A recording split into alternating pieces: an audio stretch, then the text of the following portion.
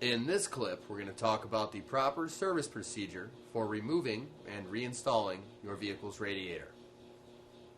In this step, we're going to talk about the proper service procedure for reattaching the vehicle's radiator hoses back to the radiator after service.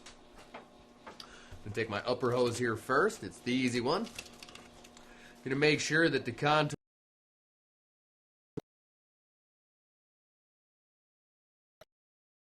wiggling, pushing motion to get at the seat. Now make sure you get it all the way bottomed out against the stopping tab. From there, I'm going to take my channel locks and compress my permanent tension spring clamp.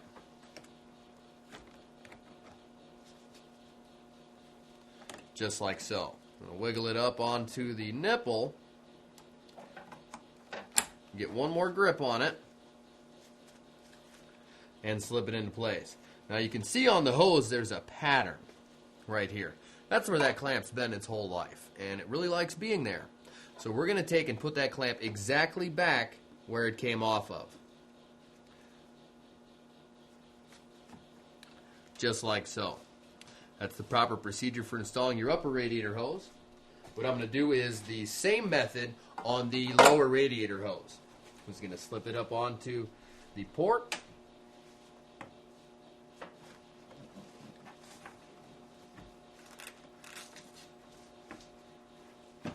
Just like so, and slide on the hose clamp.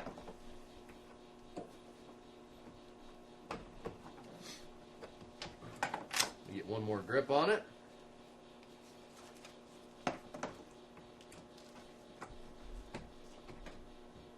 And slide it on. Set pliers down. From here we have one more hose to deal with.